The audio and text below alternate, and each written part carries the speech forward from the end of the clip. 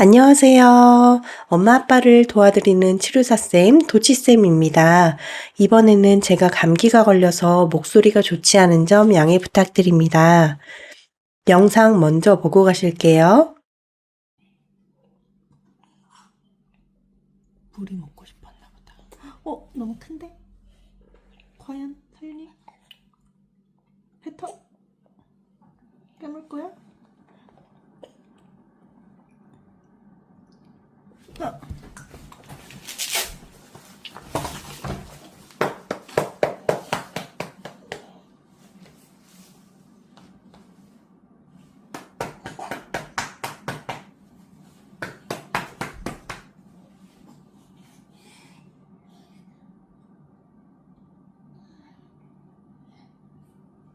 알았다. 알았어. 뱉었어요. 하임리를 해보네.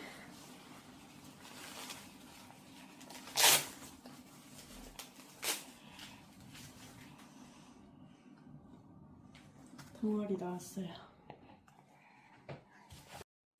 방금 보여드린 영상 보시면서 같은 마음으로 철렁하셨죠? 제가 실제로 겪은 일입니다. 큐브 이유식을 진행하다가 자기주도 이유식을 처음 시도해본 날인데요. 영화 하임리법을 충분히 반복해서 시청했지만 막상 실제로 겪어보니 대처가 미흡한 부분도 이제 보이더라고요. 이래서 기본이 가장 중요한 것 같다는 말씀을 드리고자 영상을 첨부해보았습니다. 요즘 이유식 시작하시면서 정말 고민 많으시죠? 계란은 어떻게 먹여야 되지? 캑캑거리는데 위험한 거 아니야? 그래서 오늘은 첫 1년 동안 부모가 꼭 알아야 할 것들을 정리했습니다. 전부 근거를 가지고 담았으니까 끝까지 봐주세요. 아직 이유식 시작 전이시라면 이전 편 먼저 시청하고 오시면 더 좋습니다. 계란은 돌 지나서, 견과류는 3살 지나서 불과 10몇 년 전까지만 해도 이렇게 안내했습니다. 그런데 지금은 정반대예요. 미룬 나라들에서 알레르기가 오히려 더 늘었거든요. 예방접종이랑 비슷한 원리입니다.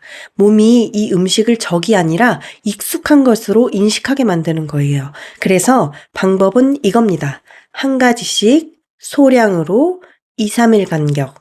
이 3가지만 기억하시면 돼요. 첫날은 티스푼 끝에 묻히는 정도, 다음 날은 반 스푼, 그 다음 날은 1스푼. 이렇게 2, 3일 지켜보고 괜찮으면 다음 재료로 넘어갑니다. 하루에 새로운 재료 2, 3가지를 한꺼번에 넣으면 반응이 나와도 뭐 때문인지 모르잖아요. 그래서 새로운 음식은 하루에 하나씩만 주시고 되도록 아침이나 낮에 먹이세요.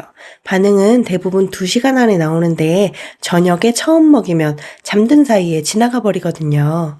그리고 통과한 다음이 더 중요합니다. 무사히 넘겼다고 끝이 아니에요. 계란도 생선도 견과류도 일주일에 1~2번은 다시 등장시켜주세요. 도입보다 유지가 중요합니다. 흔한 알레르기 원인 식품 5가지입니다. 먼저 계란입니다. 예전에는 노른자 먼저 흰자는 나중이었죠. 알레르기를 일으키는 단백질이 대부분 흰자에 몰려 있거든요. 그런데 흰자를 늦게 먹인다고 예방이 되지 않는다는 게 확인됐고 오히려 너무 늦으면 위험이 올라간다는 연구들이 나왔습니다. 그래서 지금은 노른자 흰자 구별하지 말고 완숙 삶은 계란을 매셔로 으깨서 아주 소량부터 시작합니다. 무조건 완숙. 이게 제일 중요해요. 둘째는 밀. 쌀 미음 끓일 때 밀가루 한 꼬집을 같이 넣어서 푹 끓이면 따로 준비할 게 없어서 제일 쉽습니다. 저는 쌀 미음, 쌀 오트밀죽, 소고기를 지나고 6일 차에 밀가루를 시작했어요. 세 번째는 땅콩과 견과류. 통째로는 절대 안 됩니다. 100% 순수 땅콩버터로 한 티스푼에 끓인 물을 아주 살짝 섞어서 한 입 먹이신 다음에 2, 3분 지켜봐 주세요. 네 번째는 콩. 두부나 콩가루가 대표적인데 부드러운 두부를 살짝 데쳐서 으깨 먹여보세요. 마지막은 유제품. 여기가 제일 헷갈리는 지점인데요. 생우유를 주는 건 돌 이후가 맞습니다. 하지만 알레르기 테스트를 위한 유제품은 6개월 이후 가능해요. 첫 유제품은 무가당 플레인 요거트를 티스푼 끝만큼 주시면 됩니다. 5대 식품을 지나면 재료가 확 늘어납니다. 여기서도 원칙은 똑같아요. 미루는 게 아니라 형태에만 신경 쓰는 겁니다. 육류는 철분 때문에 필수예요. 쇠고기와 닭고기를 주로 쓰시고 돼지고기는 기름기 적은 안심으로 사용해 주세요. 참고로 국내 보고에서는 돼지고기가 계란 다음으로 흔한 알레르기 원인 식품으로 잡히는데 못 먹인다는 게 아니라 처음 줄 때 한번 지켜보시라는 의미예요. 생선은 가시 없는 흰살 생선부터 접하게 해주시고 과일 중에서는 토마토와 복숭아가 알레르기가 흔한 편이니 시도 후에 꼭 잘 관찰해 주세요. 이런 음식을 먹고 입 주변이나 몸에 두드러기가 올라오거나 눈과 입술이 붓거나 심하게 토한다면 먹이던 걸 즉시 중단하고 소아과 진료를 받으세요. 혹시라도 숨을 쇳소리를 내며 가쁘게 쉬거나 축 처진다면 소아과가 아니라 바로 응급실입니다. 그래서 다니시는 소아과 진료 시간이랑 야간에 갈 수 있는 응급실을 미리 확인해 두세요. 막상 그 상황이 되면 검색할 정신이 없거든요. 처음에는 알레르기 테스트가 무섭고 떨리는 숙제처럼 느껴지실 거예요. 하지만 하나씩, 조금씩, 오전 시간에 이 3가지만 지키시면 됩니다. 한 가지씩 조심스럽게 떠먹여 보시는 그 작은 시도가 사실은 아기 면역이 음식과 친해지는 과정 전체거든요. 그런데 이걸 하다 보면 금방 벽에 부딪힙니다. 애호박 언제 넣었더라? 어제 발진 살짝 올라왔었는데 뭐 먹였지? 새 재료 하나씩, 2, 3일씩. 말은 간단한데 이걸 머리로 기억하려고 하면 3주 만에 무너집니다. 그래서 기록은 기억이 아니라 시스템으로 하셔야 돼요. 2가지만 하시면 됩니다. 첫째, 냉동 큐브에 마스킹 테이프 붙이기. 재료명이랑 만든 날짜 딱 2가지만 적으세요. 마스킹 테이프나 견출지는 떼기 쉽고 유성펜으로 바로 써지니까 제일 편합니다. 이거 하나만 해도 이게 뭐였지 하면서 뚜껑 열어보는 시간을 줄일 수 있어요. 둘째, 기록 앱 쓰기입니다. 날짜, 양, 반응 이 3가지만 남기면 됩니다. 맘마유 같은 어플을 사용하셔도 되고 책이나 블로그에 공유된 식단표를 이용하셔도 돼요. 이렇게 몇 주만 쌓이면 어느 순간 패턴이 보이게 됩니다. 이 음식 먹은 날은 좀 변이 무르네, 이 재료는 괜찮네 하는 감이 생겨요. 이게 어떤 교과서보다 정확한 우리 아이 데이터입니다. 제가 실제로 썼던 초기 식단표인데요. 이렇게 짜두면 매일 아침에 오늘 뭘 테스트해야 되나 고민할 일이 없어집니다. 필요하시면 스크린샷 해두세요. 기록은 잘하려고 하는 게 아니에요. 기록을 남겨두면 나중에 고민을 안 해도 되니까 하는 겁니다. 3번째, 이유식하면서 제일 심장 떨어지는 순간이죠. 아이가 갑자기 컥 하면서 얼굴이 새빨개집니다. 목이 걸린 건가? 하고 초긴장하게 되죠. 근데 이건 대부분 아기를 지키는 안전장치가 작동하는 소리입니다. 구역반사라고 하는데요. 덜 씹힌 음식이 목으로 넘어가기 전에 앞으로 밀어내는 정상적인 반사예요. 아기가 더 자주 구역질을 하는 이유는 성인은 혀 뿌리의 깊은 곳에 구역 반사점이 있지만 아기는 혀 앞쪽 3분의 2 지점에 있어요. 그러니까 조금만 입자가 커도 바로 알람이 울리는 거죠. 크면서 이 지점이 점점 목 뒤로 이동합니다. 구별 기준은 딱 하나예요. 소리. 소리가 나면 구역질, 소리가 없으면 질식입니다. 소리가 난다는 건 숨이 통하고 있다는 뜻이거든요. 캑캑대고 기침하고 울면 괜찮은 겁니다. 얼굴이 빨개지는 것도 정상이에요. 반면 질식은 기도가 완전히 막힌 상태입니다.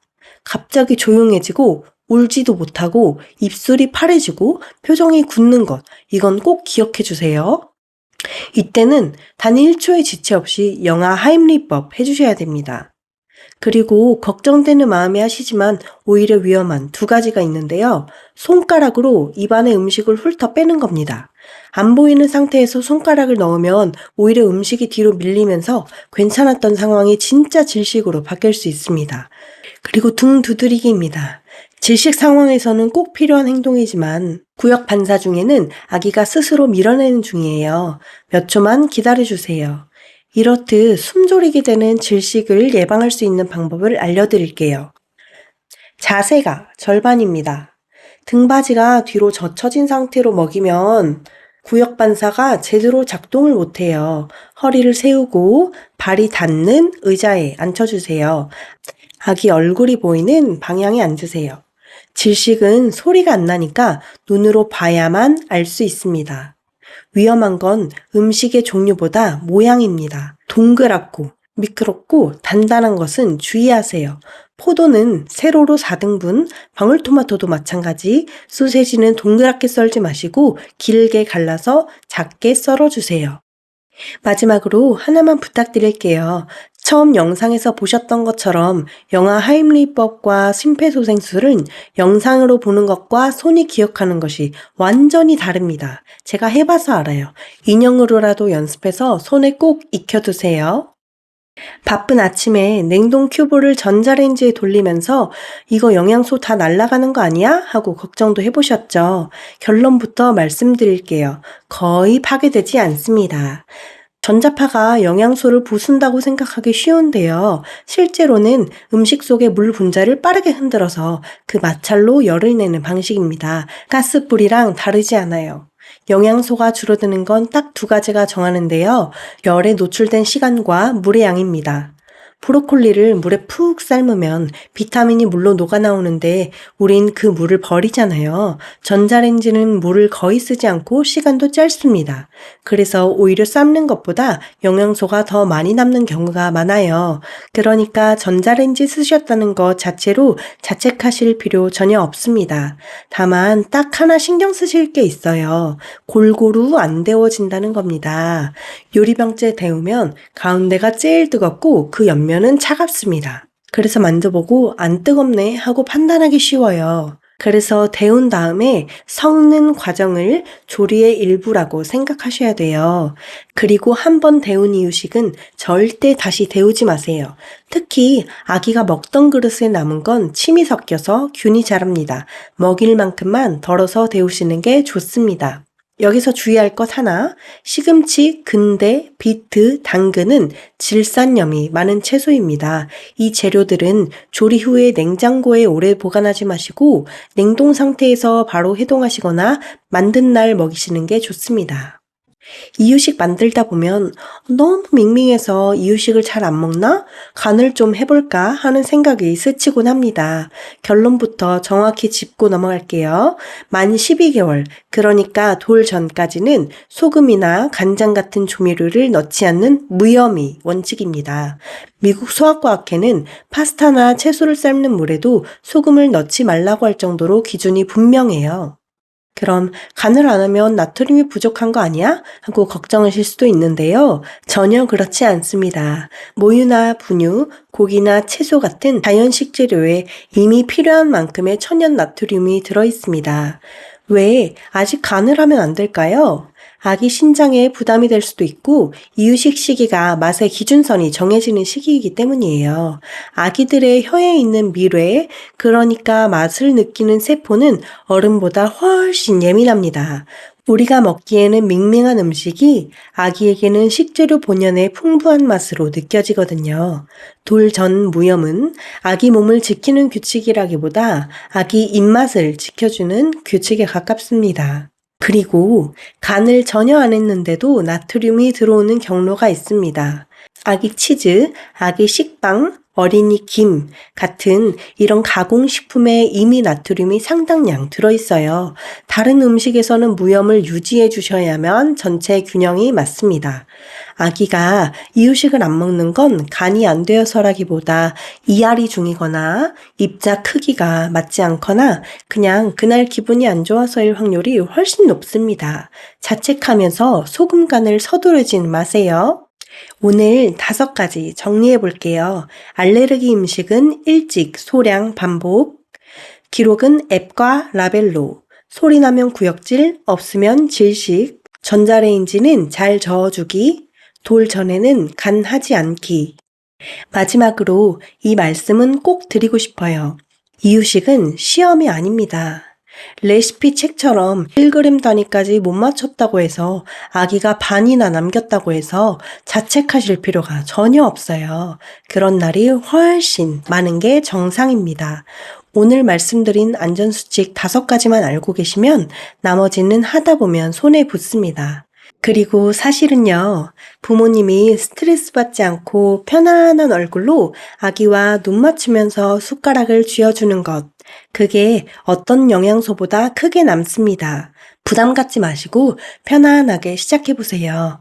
궁금하신 점은 댓글로 남겨주세요. 아이는 건강하게, 부모는 행복하게, 도치쌤과 함께 건강한 모습으로 다시 만나요. 안녕!